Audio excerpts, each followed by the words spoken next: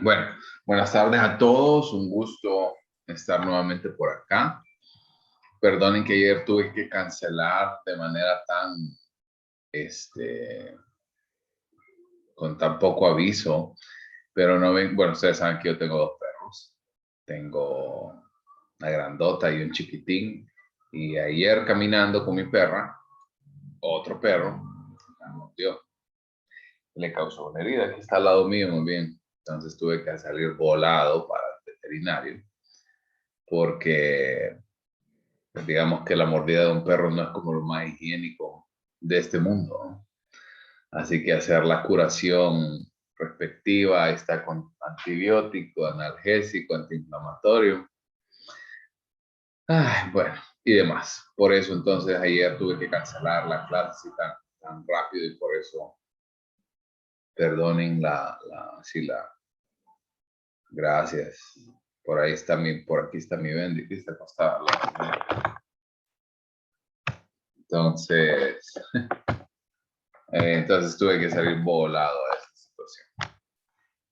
Ok, entonces vamos a ir retomando, donde estamos el día martes. Si quieren, ahora sí pueden ir apagando su cámara para que no vaya a interferir.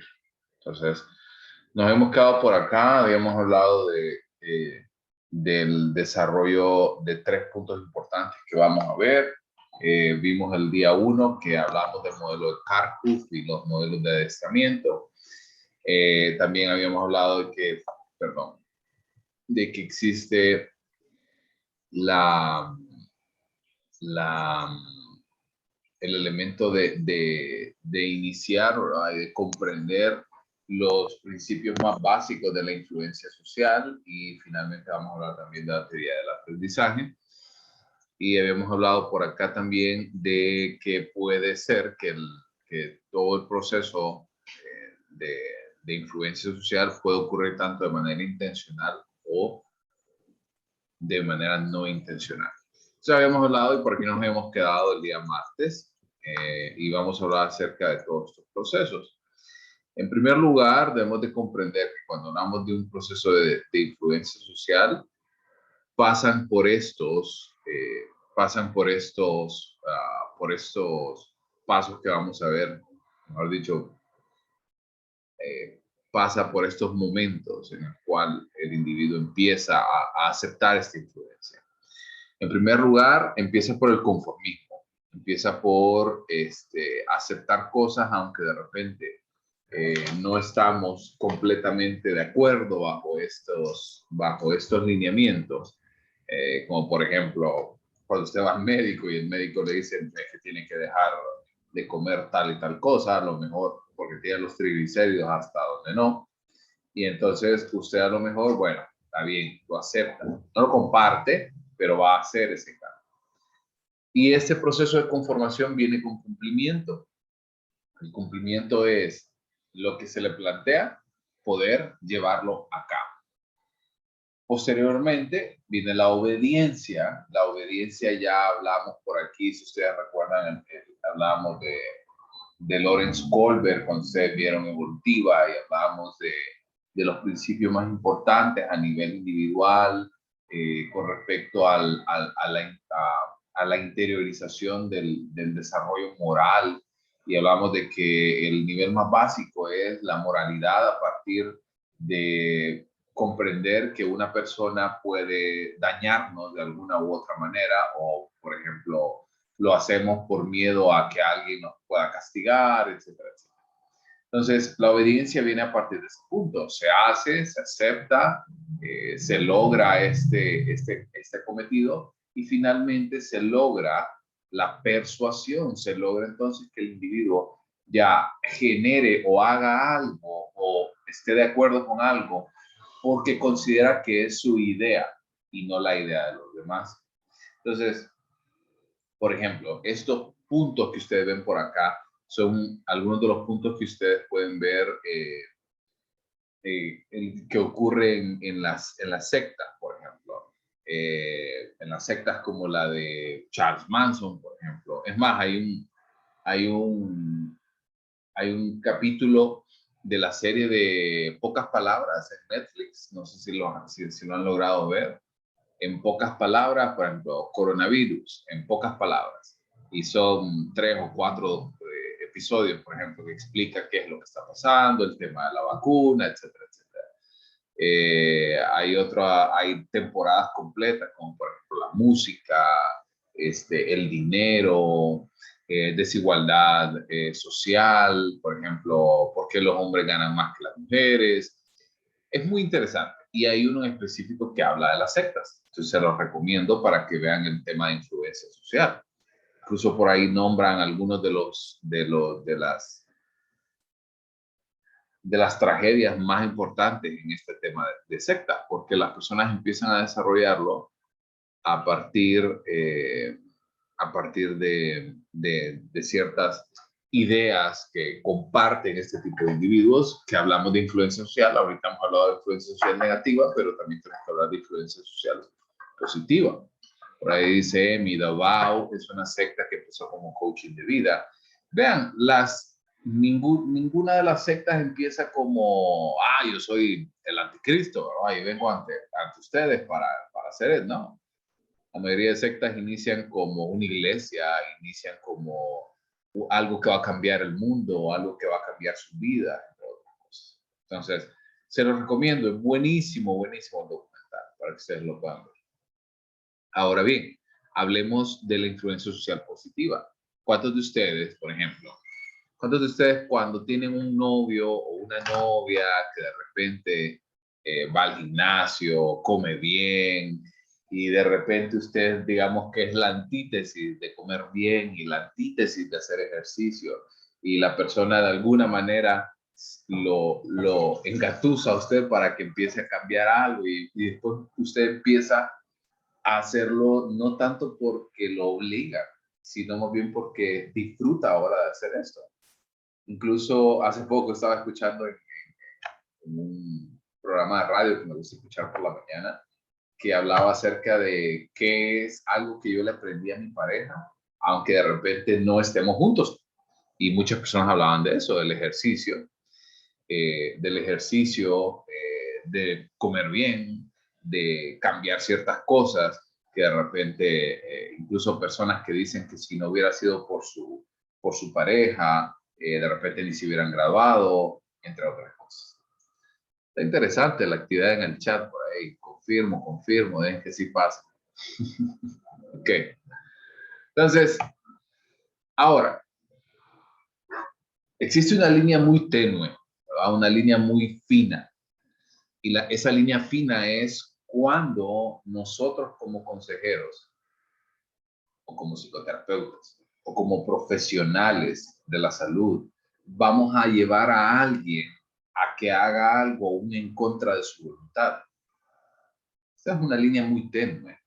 Está una línea muy cerquita entre saber algunas cosas con respecto al moldeamiento del comportamiento, de las conductas, y por otra parte, venir y cambiar o alterar el ritmo o el patrón de las personas porque usted considera que es lo más apropiado para él o para ella. Entonces, ¿por qué hablamos de un problema o incluso de una crisis ética, una crisis moral? Es porque nosotros, de alguna manera, ¿verdad? Como expertos, ¿verdad? Como personas que manejan el tema eh, a la perfección, digamos, hasta dónde llega nuestro límite, cómo podemos utilizar este conocimiento, estas destrezas, y de qué manera puedo yo más bien empoderar a la persona con respecto a qué hacer. ¿Qué piensan ustedes? ¿Es un problema esto? ¿Una crisis? ¿Es un dilema ético, un dilema moral? ¿Qué opinan?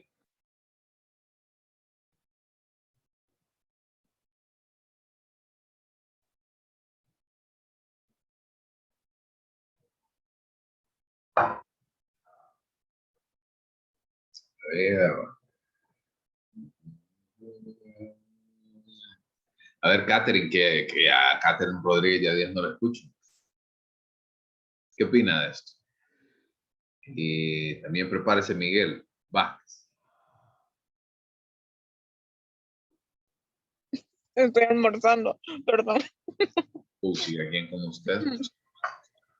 Pues sí, ¿Ve? estamos a cámara apagada. Ajá. Pues sí. Vuelve a repetir la pregunta, por A favor. ver, ¿qué opina con respecto a esta situación de la influencia social? ¿En qué sentido sería un dilema ético? ¿En qué sentido sería una situación amoral, digamos? En el caso de que usted como experto quiera cambiar o quiera moldear o quiera obligar a un cliente a hacer algo que no quiere hacer.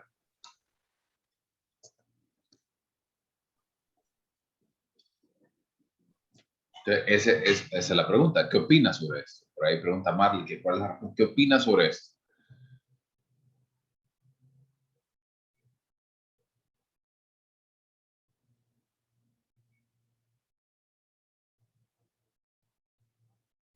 A ver.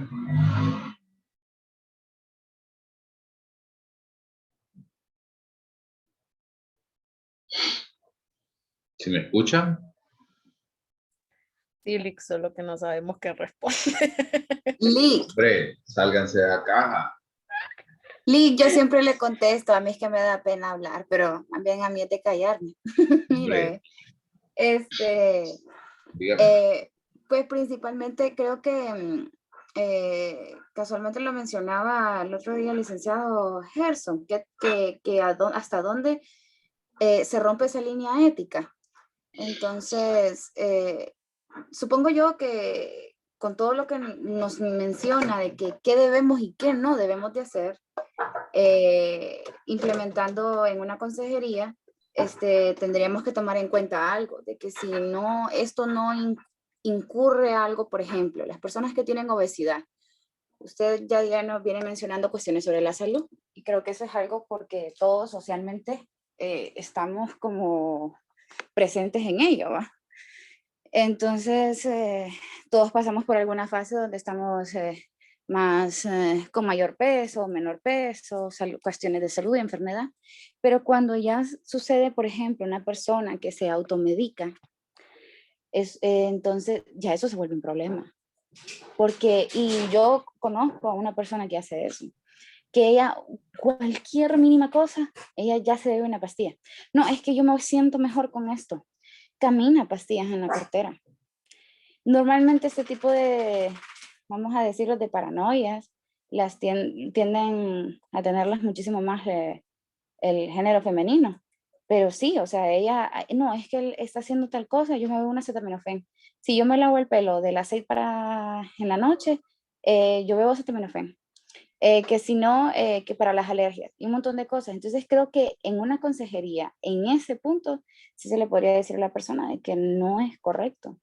Ahí, creo que hasta ahí se podría, porque no es beneficioso para la persona. Es más, puede ser causante de algo más, una Claro, intoxicación, no digamos. Entonces creo claro. que esa línea de la ruptura, entonces considero de que si es para beneficio, siempre tomando en cuenta las necesidades y obviamente la integridad del paciente, consideraría yo de que podría estar bien. Igual con una persona que tiene, mencionaba yo que tiene obesidad, ¿qué sucede?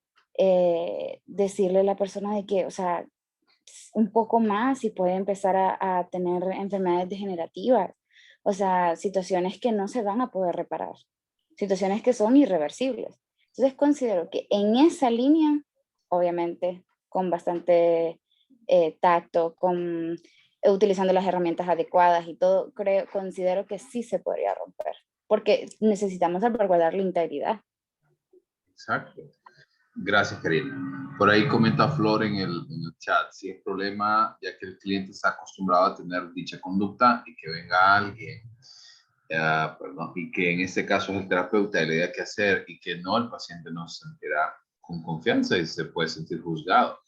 La consejería como tal es ayudar al paciente con sus propias herramientas. Exacto. Entonces, ahora, si tenemos este dilema, ¿qué solución podemos encontrar? En la consejería es imposible que nosotros evitemos procesos de influencia social, ¿sí? porque siempre hay una persona, cuando nosotros estamos ayudando, ¿sí?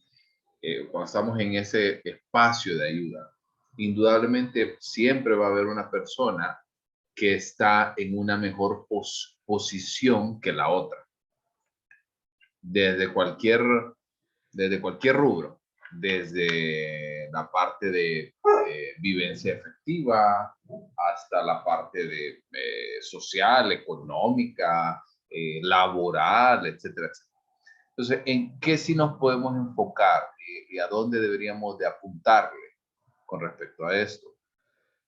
Debemos de pensar en que la influencia social siempre debe ser abierta, siempre debe ser manifiesta. Por ejemplo, no quiere decir de que usted va a hacer comentarios, va a hacer comentarios que de repente dejan algo por ahí así en duda y el paciente los puede tomar como considere más apropiado.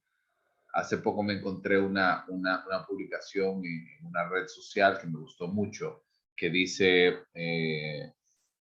que no, usted no puede reclamar algo que usted nunca ha pedido.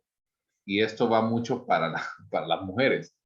Las mujeres, en el caso de las relaciones de pareja, tienden a esperar ciertas cosas de su pareja. Y en esa expectativa muchas veces se pierde y el hombre sencillamente no cumple en este sentido. Y no digo que eso sea bueno, no digo que sea malo, pero es difícil hacer algo que no se ha expresado. Entonces, en este tipo de casos, este tipo de problemas, siempre le comento yo, porque pasa en 99 de cada 100 casos, que la mujer es la que no se siente de alguna manera entendida, comprendida en esto. Y por eso le digo de que todo lo que ellos hagan debe ser abiertamente manifiesto, o sea, se debe de expresar, se debe permitir esa oportunidad de realmente generar esta conversación, este diálogo. Y eso queremos hacer también nosotros como profesionales. ¿Yaslin? Eso le iba a preguntar, ¿cree que sea como necesario o importante eso de que si yo quiero algo, es mejor, o sea, porque no todos tenemos como las mismas costumbres y eso pasa en relaciones o en amistad? ¿Cree que es como necesario decirle, Yo sí, yo quisiera que hicieras esto o sí? yo pienso, llega un cierto momento en el cual usted no puede estar repitiéndole 50 años Ujú, a su obvio. esposo que baje la tapa del servicio, por ejemplo. O no le va a estar repitiendo por 10 años a una amistad de cierta cosa. Entonces, considero de que llega un momento en el que esto se vuelve automático, se vuelve implícito. Pero mientras eso no ocurra, sí, yo soy de la postura de que deben de ser abiertos, deben de ser manifestados totalmente, o sea, comunicados de manera manifiesta. Okay. Entonces, por esto, esta es la importancia. Porque, por ejemplo, imaginemos que usted sabe que la relación, miren el dilema que les voy a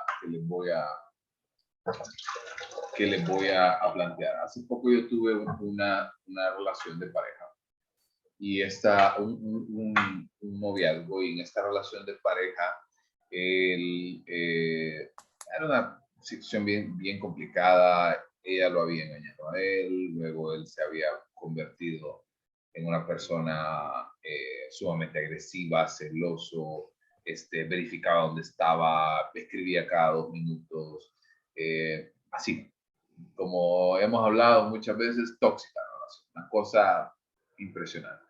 Y a pesar de esto, ambos querían continuar en esta relación.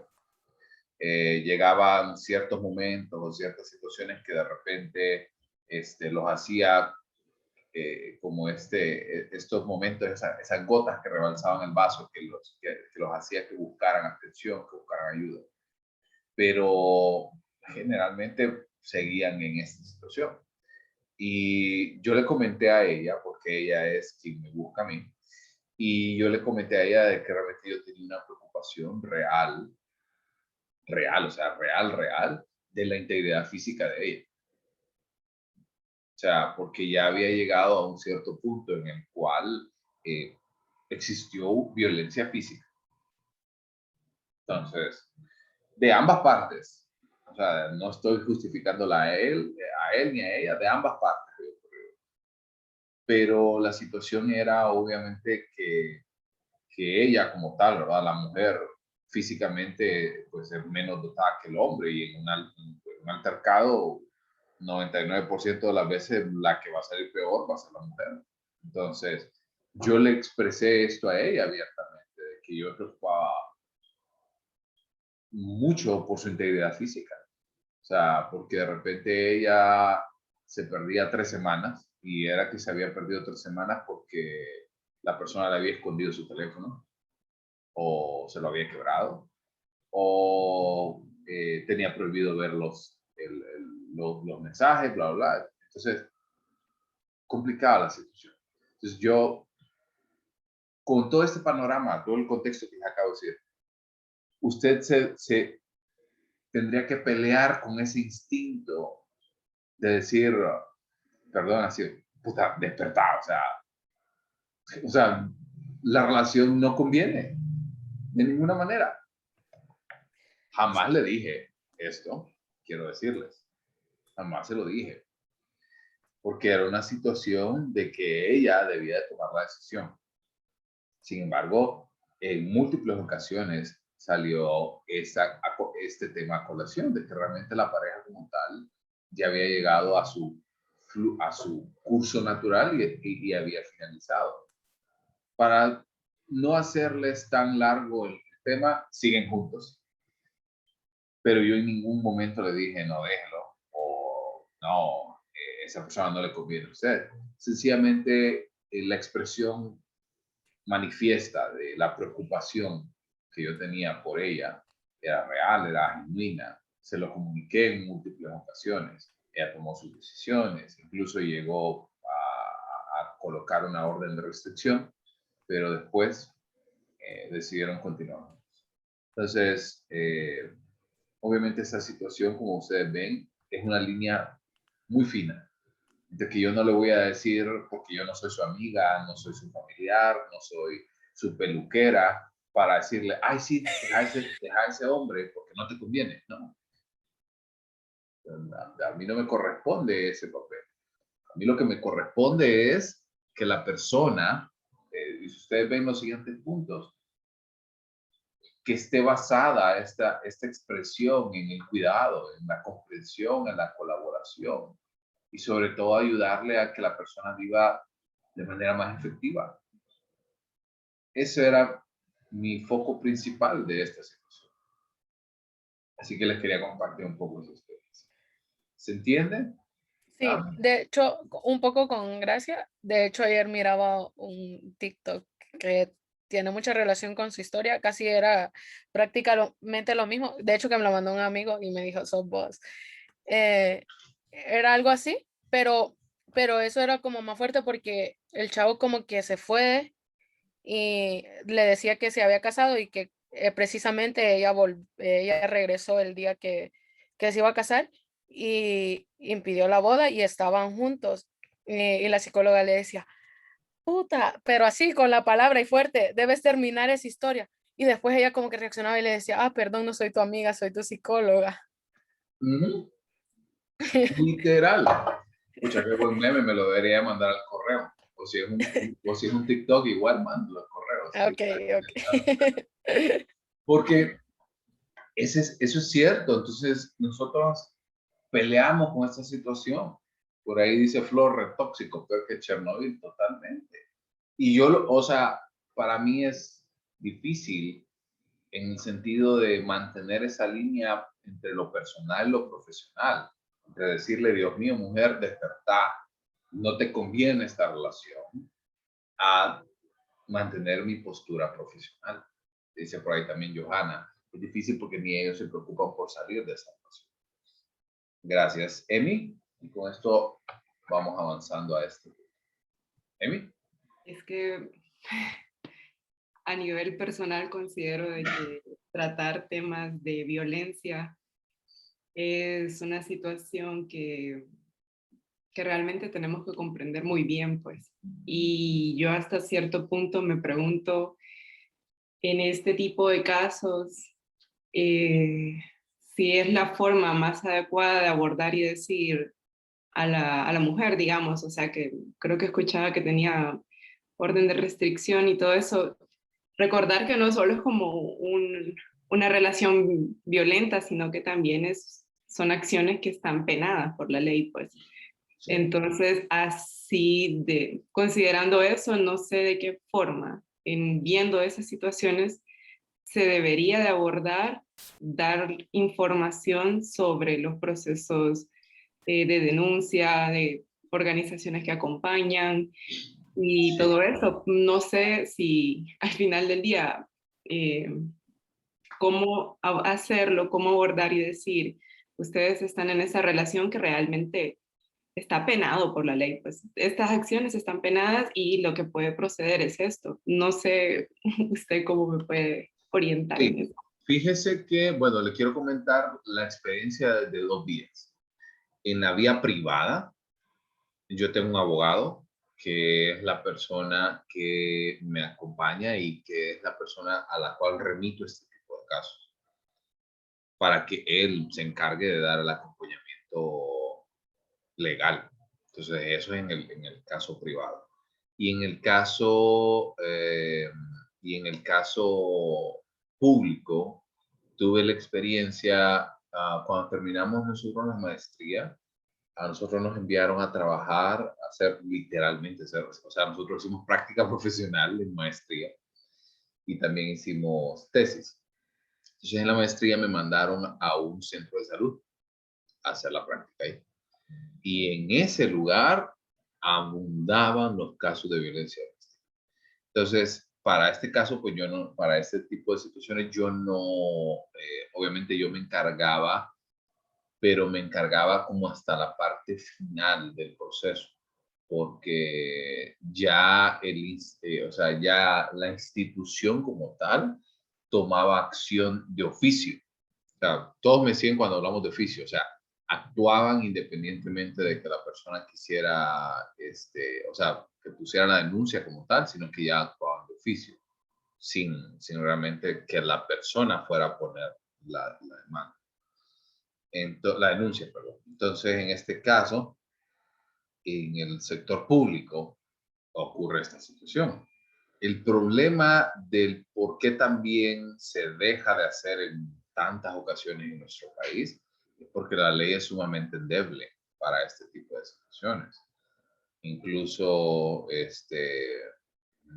no recuerdo bien ahorita la cantidad de años, o sí, creo que es, Emi, usted está un poquito más familiarizada, creo, con este tipo de temas. ¿Verdad que esta pena es conmutable?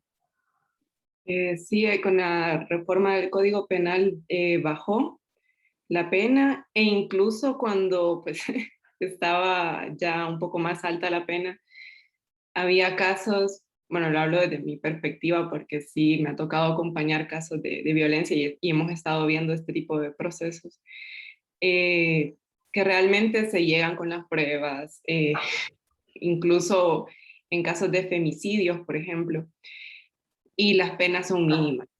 Y aparte de mínimas, en caso de violencia, de golpes y todo esto, pues solo llegan prácticamente a barrer las calles por parte de la alcaldía. Y eso es como su máxima pena. Entonces, actualmente lo que es violencia familiar, violencia de género, incluso creo que lo de las no recuerdo si era como lo de las relaciones de menores, todo eso el nuevo Código Penal lo bajó. Sí, entonces incluso y cuando hablamos de conmutables que puede pagar incluso la pena para librarse de la situación. Entonces no es tanto, bueno, o sea, nuestra forma de trabajar realmente llega hasta cierto punto porque ya es algo que nos sobrepasa a nosotros como profesionales, porque realmente ya la institución judicial y la institución de justicia realmente en el país es, bueno, por ahí anda una persona postulándose que estuvo preso en Estados Unidos por narcotráfico y se anda postulando de presidente. Así que, ¿qué podemos esperar de un país con ese tipo de institucionalidad? Licenciado. Dígame. Sí, es que a mí pregunto porque me genera un poco de preocupación siempre el tema de que a veces pues este tipo de relaciones que hay, que la toxicidad y, o sea, realmente la tenemos bien normalizada, Sí. pero en este caso lo que sí me generaba duda es en el aspecto de que si, o sea, si yo puedo poner las cartas en la mesa de decir, esta es la información que necesita, si quiere proceder legalmente o no, o si necesita casa refugio, está como en estos lugares, Ah, sí, sí, sí, pero sí. ¿hasta Sí. qué, hasta qué punto puede haber como una ruptura o como si es posible porque hasta me dejen plantada por un ejemplo así, vago?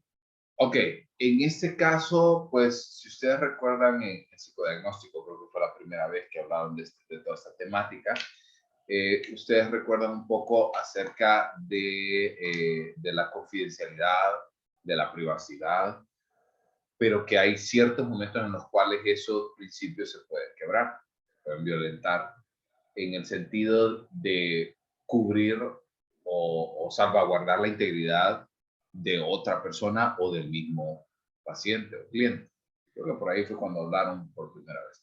Entonces, en ese tipo de casos son los que normalmente son los que se deben de romper el silencio. Por eso, por ejemplo, en el caso de, por eso les digo de que en el sistema público, si bien es cierto de que tienen un buen flujograma, por lo menos en los centros de salud, no sé cómo se manejará en hospitales públicos, pero por lo menos en los centros de salud, sí recuerdo que había un flujograma bien claro, muy explícito para todos los involucrados, pero al final era el órgano de justicia que fallaba realmente.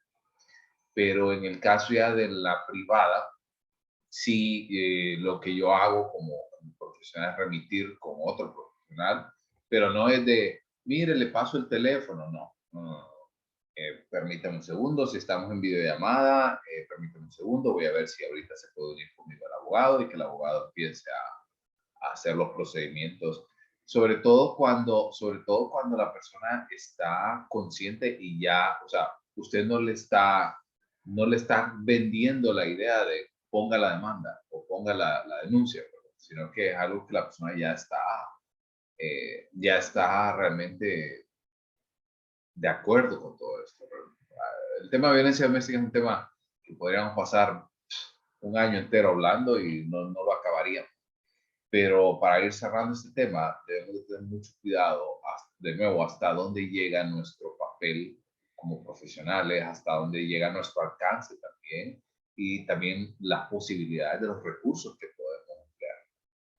Entonces, ¿qué pasa si nosotros como profesionales empezamos a generar mayor influencia de lo que deberíamos tener? Entonces, el proceso de ayuda pierde su objetivo, pierde su lógica y sobre todo, en lugar de ser un proceso de ayuda, se vuelve en algo encubierto a nivel de influencia social. Y esto basado sobre todo en la necesidad del profesional más que del aconsejado. Por eso debemos de eliminar al máximo posible esta influencia social, esta influencia social a nivel personal, o sea, debemos dejarlo de no hablar de manera ulterior, ¿verdad? Con otros motivos o de manera latente, sino hablar de manera manifiesta, explícita, consciente, lógica detrás de todo esto. Vamos. Por eso les decía, yo sé que el tema de violencia doméstica es un tema difícil de abordar, difícil de abordar, pero espero que haya quedado un poco claro más o menos de cómo se maneja, por lo menos en nuestro país, porque ahora viene otra situación, agregarle un poco al tema complicado, que hay personas que también viven ahora a partir de las videollamadas y de la atención en telepsicología, pues abre la oportunidad para otras personas en otros países que puedan tener atención psicológica. Y eso también complica en el sentido de las leyes que enmarcan también a cada país. Entonces, por ahí deben de tener mucho cuidado cuando nos estamos metiendo en todo este tema de otras jurisdicciones, entre otros elementos. ¿Estamos? No sé si quedó claro este tema de influencia social o si quedó alguna duda. No, por mí está bien. Gracias. Ok. Entonces, sigamos con el tercer punto, que hablábamos de la teoría del aprendizaje. Si nosotros recordamos el aprendizaje, y ustedes recuerdan Pavlov, recuerdan la campanita, el perro, la salivación, etcétera, etcétera, es una forma muy simplista de ver, ¿ok? Pero si nosotros entendemos que el condicionamiento clásico y el condicionamiento operante son términos que nosotros realmente podemos aplicar a nuestra vida diaria, realmente la teoría del aprendizaje adquiere un nuevo significado para nosotros. Entonces, porque, por ejemplo, voy a poner un par de ejemplos y por ahí siéntanse ustedes en la libertad de decir si ese soy yo o no, o de repente sí, ese es una persona, un amigo de un amigo. Entonces, ¿cuántos de ustedes, por ejemplo, pongo ejemplos muy sencillos al inicio con el tema de alimentación porque es algo no tan invasivo y algo no tan personal, pero imagínense que ustedes llegan a casa después de lo que trabajan, por ejemplo, o llegan a casa después de una jornada larga o algo y lo único que quieren hacer es sentarse, ver tele y comer, olvídense vegetales, van a comer fritura, van a comer churro, van a comer algo frito, van a tomarse una cerveza o un fresco. Ese es el primer ejemplo. ¿O cuántos de ustedes piensan en recibir clases? ¿Sí? Recibir clases ahorita por medio de videoconferencias, de sesiones sincrónicas, y piensan automáticamente en aburrimiento, piensan automáticamente en, ay no, otra vez me tengo que volver a conectar a esto. A ver, no me mientan, ¿no? No.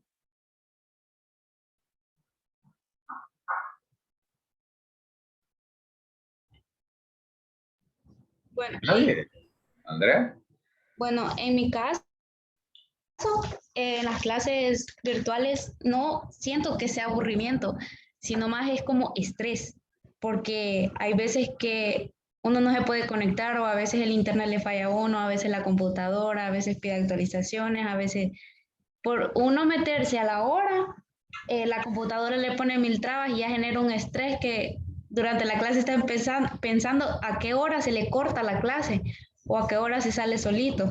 Sí. Entonces, yo, en mi caso, este tiempo me ha condicionado a meterme 10 minutos antes o 15 minutos antes para no tener ninguna complicación y revisar todo. Revisar que todo esté en orden para poner atención a la clase y no estar estresada en la clase. Sí, ok. Pues ese ejemplo está bien. Por ejemplo, ocurre que nosotros necesitamos generar ciertas asociaciones, ¿sí? Y las asociaciones pueden ser positivas o pueden ser negativas. Las asociaciones nunca son neutras, ¿sí? Por ahí un par de personas en el chat dicen por ahí en el primer caso a veces sí soy, a mí lo que me cuesta son las tareas y en el segundo caso depende de quién de la clase, hay catedráticos que dan la clase tan linda que lo mantienen concentrado y con toda la atención y yo sé que no solo depende de ellos, pero la verdad en mi caso influye mucho. Jesly. Yo, al igual que Marley, pensaba lo mismo. O sea, es que siento que no es tanto la clase, sino que la modalidad en que estamos, bueno, creo que es porque todavía no nos acostumbramos, pero es bien complicado porque a veces uno se conecta inspirado y el maestro no explica nada. Y entonces como que eso lo desmotiva a uno un poco y uno dice, hasta muchas veces se llega a preguntar, ¿por qué me conecto si realmente me enreda más de lo que estoy? Y a veces si uno pregunta, se molestan o si da algunas alternativas, porque ya me pasó una vez en una clase que la licenciada como que se le entrecortaba mucho el internet y primero creo que como todos pensábamos que éramos nosotros y todos escribiendo al chat, ¿soy yo o a la licenciada no se le entiende, va? Entonces llegamos a la conclusión de que era su internet el que estaba malo porque nosotros todos escuchábamos súper mal, pero cuando hablaba uno de los compañeros se escuchaba todo claro. Entonces nosotros le hicimos el comentario a la licenciada y era una clase importante porque me acuerdo que hasta iba, fue en una de las mediciones, iba a explicar hasta una de las pruebas, entonces nosotros le dijimos que si mejor no grababa la clase porque no estábamos entendiendo nada, pues porque su internet estaba fallando y la maestra se enojó con nosotros y dijo, tema visto y busquen cómo hacer el informe. Puchica, ahorita acaban de hacer un proceso catártico. Yo no buscaba eso, pero bueno, pero está bien, está bien. Pero lo que les quiero decir con todo esto, por ahí, porque nosotros generamos esta asociación, ¿sí? O sea, y espero que no sea en mi clase, si es en mi clase por ahí, Dije sorry. medición, Lick, dije medición. No en esta clase en específico, sino esa sensación hacia las clases en general. Pero algo importante que les quiero comentar es que nosotros generamos asociaciones todo el tiempo. Todo el tiempo. Entonces, en el caso de nosotros como individuos, ¿verdad? Como personas, que nosotros establecemos contacto todo el tiempo con nuestro medio ambiente, eso es conocido como una transacción, ¿sí? Y esas transacciones ocurren tanto a nivel personal como a nivel ambiental. Entonces, a lo interno de su cabecita, con ese autodiálogo, el cual muchas veces puede ser un poco cruel, aún con usted mismo, ese tipo de diálogo y todas las transacciones que nosotros hacemos tienen que ver con el aprendizaje, porque nosotros aprendemos a hacer las cosas de X o Y manera, y sobre todo cuando es reforzado, porque aquí es donde yo quiero entrar en juego, que aquí es donde entra en juego el clásico y el operante, que no solamente es algo que aprendemos, sino es algo que se va reforzando a través del tiempo. Ideas, lógicas, acciones, conductas. Por ejemplo, tenía mucho, una de las situaciones más difíciles perdón, no es más difícil, sino más constantes que me encuentro en la consulta, es personas que tienen una creencia acerca de sí mismo, como por ejemplo una creencia de ineficiencia, una creencia de que es malo o es mala y que nada ni nadie lo va a hacer cambiar. Y esa creencia apareció en los primeros años de vida y luego ha sido reforzada por años y años en su familia, por su pareja, por las personas alrededor, por fracasos en su trabajo, por fracasos en la academia. Y esto obviamente hace que ese aprendizaje quede arraigado en el cerebro, quede arraigado dentro de su personalidad, dentro de sus creencias. Incluso si volvemos a tocar otra vez el tema de violencia doméstica, ¿qué pasa por aquí? Muchas veces la violencia doméstica, bueno, siempre la violencia doméstica tiene muchas facetas, más allá de la violencia física. Va por ahí violencia psicológica, sexual, patrimonial y las creencias porque realmente es un proceso sistemático, un proceso en el cual el perpetrador, ¿verdad? El victimario hace esto de manera sistemática y va reforzando ideas que no son ciertas en la persona o en la mente de la persona y esto es difícil de poder ir rompiendo. Entonces, ¿qué pasa por acá? Lo que hemos estado hablando del aprendizaje es comprender de dónde viene esa lógica, comprender de dónde vienen esas ideas, esos patrones de conductas. Pensemos también por otra parte del lado del victimario. Muy probablemente la persona creció viendo eso en casa. No lo justifica, no digo que está bien, simplemente digo de que el individuo, el ser humano es un individuo de aprendizaje, es un individuo de hábito, es un individuo que necesita ser reforzado de manera específica para poder perpetuar este tipo de conductas. O por otra parte, debe ser castigado también para poder eliminarlas. Entonces, véanlo desde esa nueva óptica. Y por aquí con eso quiero cerrar, porque ya es hora y voy a enseñar acá. O sea, bajo esa nueva idea, bajo esa nueva lógica, que quiero que ustedes vean el aprendizaje. No desde, de nuevo, como les digo, campanita, saliva, perro. No, eso es para alguien de psicología general, eso es para alguien que estudió otra carrera y que vio psicología general desde esa óptica. Para ustedes como profesionales y para los que se van a desempeñar en el área clínica, deben de tener esto tan lógico, debe de ser tan claro para ustedes que no quepa la menor duda. Porque muchas de las conductas que nosotros hacemos están siendo reforzadas todo el tiempo y ni siquiera nos damos cuenta. Por ejemplo, vaya, imagínense esto.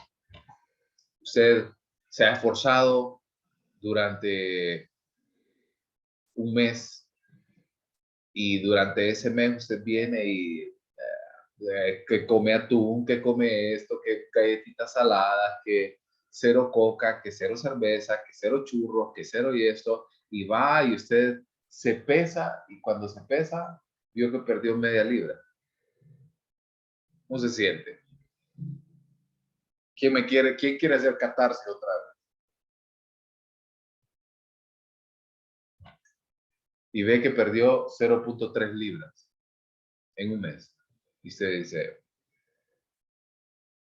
puchica, no vale la pena. Decepción total, puchica, como que los leo, ¿verdad? Como que les leo la mente. Frustración. Ahora, entonces, vean los dos lados de la balanza, literalmente de la balanza. Y cuando usted se pesa, perdió 8 libras. No se siente también. Que valió la pena el esfuerzo, que valió la pena levantadas a las 5 de la mañana para ir a correr como loco, para estar sentado antes de las 7 y estar recibiendo clases o antes de su trabajo. Entonces, véanlo desde estas ópticas. Ambas, súper, me puedo dar un gustito. Ahí es donde viene el problema, que de ahí el gustito devuelve en algo diario.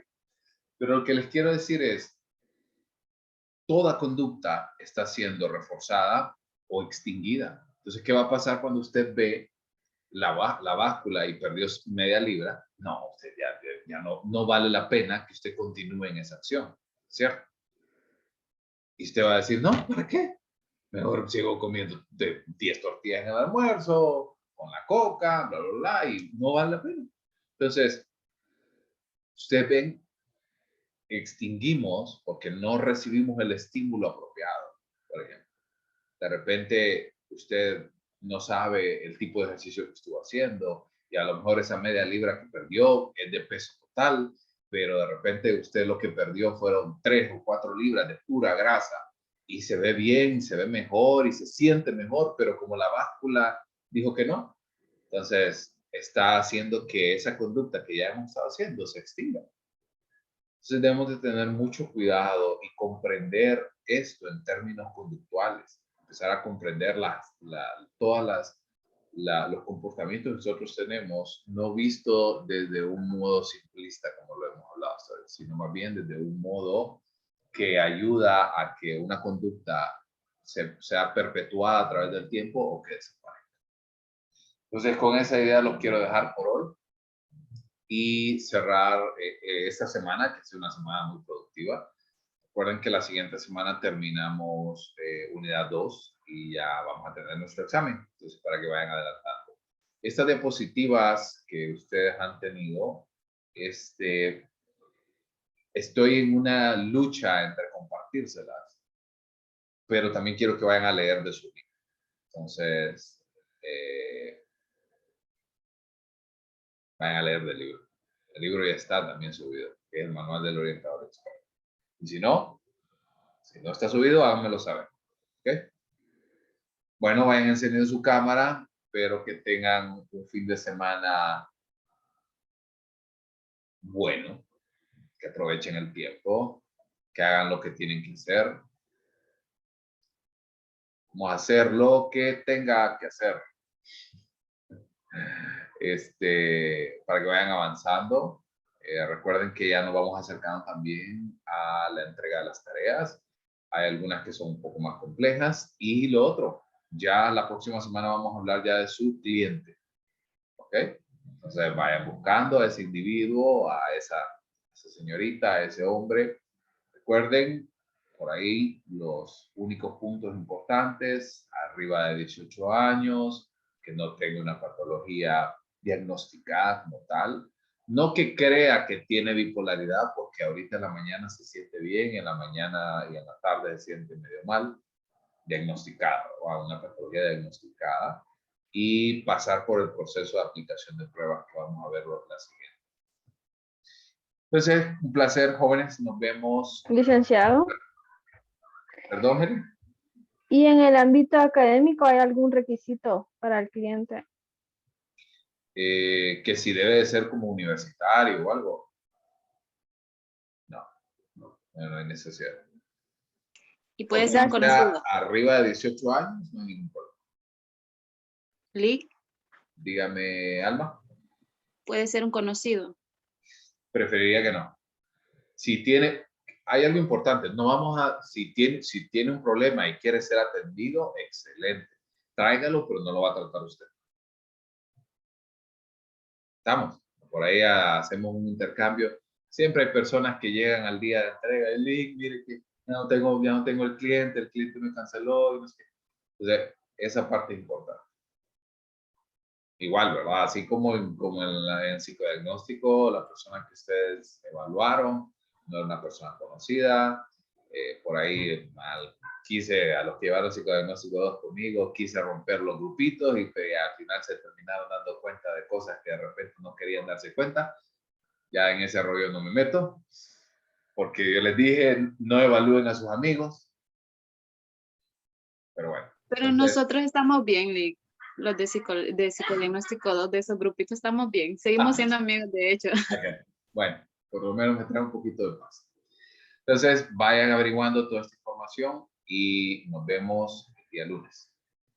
Feliz fin de semana. Nos vemos, Lick. Feliz fin de Gracias, semana. Lick. Gracias, Lick, igual.